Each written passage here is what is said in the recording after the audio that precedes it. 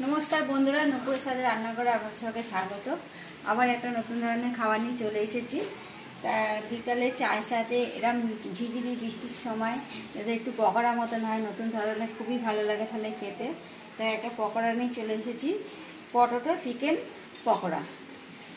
তাই আমার করতে যে উপকরণ লাগছে আমি এখান থেকে সব সাজিয়ে নিয়ে নিয়েছি আগে। আর আমি এখানে আলুটা কেটে নিয়েছি আগে, দেখুন কেমন করে আমি আলুটা কেটে নিয়েছি। একদম পাতলা পাতলা করে কেটে নিয়েছি আলুটা, জানি এরকম পাতলা পাতলা করে কেটে নেবেন আলুটা, তাহলেই ভালো হবে পকোড়াটা খেতে। তাই আমি এখানে সবকটা আলু এরকম পাতলা পাতলা করে কেটে নিয়েছি। আমি এখানে দুটো বড় সাইজের আলু কেটে নিয়েছি, নিয়ে রেখে দিয়েছি এখানে জল দিয়ে ধুয়ে ভালো করে পরিষ্কার করে রেখে দিয়েছি আলু কাটা। আর এখানে আমি চিকেনটাও কেটে নিয়েছি, চিকেনটা আমি ছোট ছোট করে পিস করে কেটে নিয়েছি, যেরকম পকোড়া করে সেরকমভাবে চিকেনটা আমি কেটে নিয়েছি এরকম ছোট ছোট করে পিস করে। তা চিকেনটা আমি আগে একটু মাখিয়ে নেবো আগে। তা চিকেন কাটা সব এই বাটির মধ্যে আমি নিয়ে নিচ্ছি। চিকেনের মধ্যে আমি কিছু মশলা মিশিয়ে দেবো আগে। এখানে নিয়েছি কাশ্মীরি লঙ্কার গুঁড়ো, একটু জিরে গুঁড়ো নিয়েছি, নুন নিয়েছি, সামান্য গরম মশলা নিয়েছি, আর নিয়েছি গোলমরিচ গুঁড়ো নিয়েছি, আর ঝাল লঙ্কার গুঁড়ো নিয়েছি। সব একসাথে দিয়ে দেবো মশলাটা।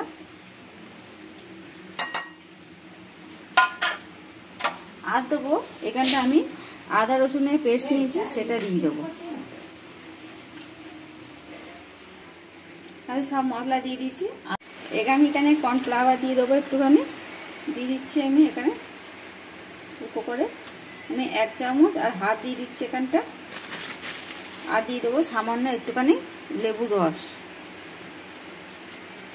আমার হাফ লাগবে লেবুর রস, তাই লেবুর রসটা দিয়ে দিচ্ছি। নিংড়ে অল্প করে রসটা দেবো, সামান্য অল্প করে দেবো, বেশি দেবো না। লেবু রসটা দিলে মাংসের যে আঁশটানি গন্ধটাও চলে যায়, আর যে মাংসটা নরমও হয়ে যাবে আর ভালোভাবে তাড়াতাড়ি সিদ্ধ হয়ে যাবে। তাই লেবু রসটা দিলাম আমি।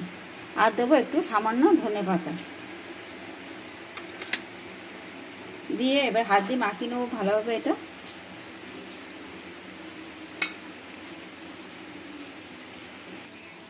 আর দেবো একটুখানি সস নিয়েছি আমি, এমনি মাখিয়ে নিয়েছি আগে থেকে। এটা দেবে একটু সামান্য অল্প করে একটু সস দিয়ে দিচ্ছি, খুব বেশি দেবো না, আর হালকা করে দেবো একটু সসটা দিয়ে এবার একটু মাখিয়ে নিচ্ছি ভালোভাবে। এবার এটা মাখানো আমার রেডি হয়ে গেছে। এর পাশে আমি রেখে দেবো চাপা দিয়ে এটা।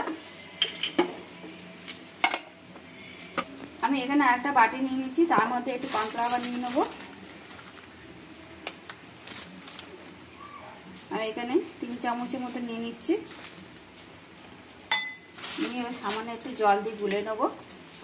একদম বেশি জল দেবো না, একদম হালকা করে জলটা দেবো। জল দেবে গুলে নিচ্ছে এটা ভালোভাবে।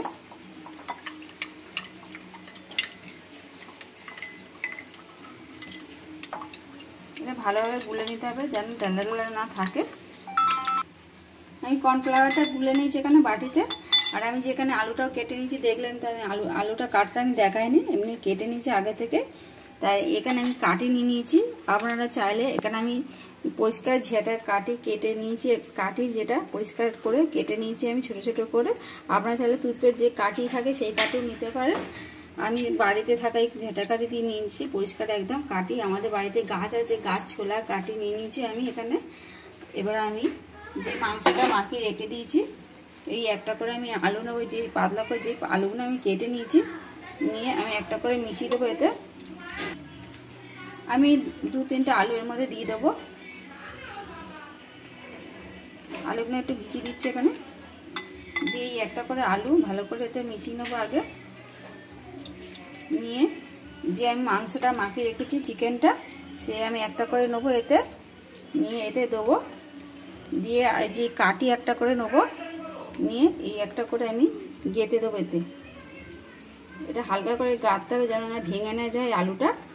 এরকম করে আমি সবকটা করে নেবো, করে আমি রেডি করে নেবো সবকটা এরকমভাবে। আর একটা করে নিচ্ছি যেটা ভেজানো আছে আবার কর্নফ্লাওয়ার এতে, তার মধ্যে আবার তুলে নিচ্ছি একটা, তুলে নিয়ে আবার একটা চিকেন দিয়ে দিচ্ছি তার মধ্যে, দিয়ে আবার একটা কাটি এরকম গেঁথে দেবো। আপনারা যত পারবেন এটা খুব পাতলা করে আলুটা কাটবেন, তাহলে তাড়াতাড়ি ভাজাও হবে, মচমচে হবে জিনিসটা, তাহলে খেতে ভালো লাগবে। এরকম করে আমি সবকটা গেঁথে নিয়ে করে নেবো আগে। তারপর ভাজাটা দেখাচ্ছি। সবকটা আমি তৈরি করে নিয়েছি, এখানে কাটি কেটে চিকেন করে নিয়েছি আলুর সাথে। তা আমি এখানে তেল আগেতেই গরম করতে বসিয়ে দিয়েছি, তেলটা একটু ভালো করে নেড়ে নেবো। আর এবার আস্তে করে দেবো গ্যাসটা, আমি গ্যাসটা খুব জোরে রাখবো না, একদম আস্তে করে দেবো গ্যাসটা। গ্যাস জোরে দিলে তাড়াতাড়ি পুড়ে যাবে আর ভালোভাবে হবে না, এটা আস্তে করে গ্যাসটা রাখতে হবে। আর একটা একটা করে দিয়ে দিচ্ছি তেলের মধ্যে, দিয়ে ভেজে নেবো এরকম করে সবকটা।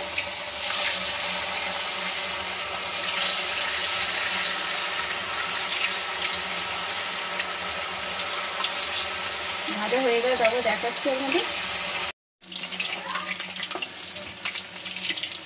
আর ভাজাটা হয়ে এসেছে, একদম লাল লাল করে ভেজে, খুব একটা লাল দেখুন একদম।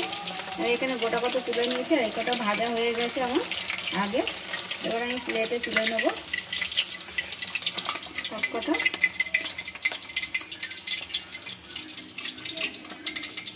তুলে নিচ্ছি সব কটা মেটে।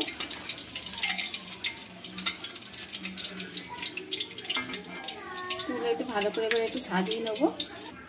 আমি তো তুলে নিয়েছি, আর ভাজাও হয়ে গেছে। আর ভাজাটাও কত সুন্দর হয়েছে দেখুন, একদম মচমচে মতন হয়েছে ভাজাটা, একদম মচমচে হয়েছে। দেখুন ভাজাটা একদম আলু ভেঙে যাচ্ছে। তাই এখানে আমি দুরকম চাটনি নিয়েছি, আপনারা কাসুন্দিও নিতে পারেন। এখানে আমি ধনেপাতা চাটনি ছিল ঘরের মধ্যে, ধনেপাতা চাটনি নিয়েছি, আর নিয়েছি টমেটো সস নিয়েছি, দুরকম চাটনি নিয়েছি। যে যেটা পছন্দ করে সেটাই দিলাম। আমি এখানে দুরকম চাটনি দিয়ে এটা খেলেই ভালো লাগবে। তাই আমার পটেটো চিকেন পকোড়াটা আমার রেডি হয়ে গেছে এখানে, আর আমি নামিয়ে রেখেছি। যদি আমার এই রেসিপিটা যদি আপনাদের ভালো লাগে অবশ্যই কমেন্ট করে জানাবেন, আর ভালো লাগলে লাইক শেয়ার করে দেবেন। আর এরকম নতুন নতুন রেসিপি পেতে আমাকে একটু সাবস্ক্রাইব পাশে থাকা বেল আইকনটি প্রেস করে দেবেন। আর আপনারা যদি চান অন্য নতুন নতুন রেসিপি দেখতে, তাহলে আমাকে অবশ্যই কমেন্ট করে জানাবেন। আমি চেষ্টা করবো আপনাদের নতুন নতুন খাবার দেখানোর জন্য। আজ এই পর্যন্ত, পরের ভিডিওতে আবার দেখা হবে।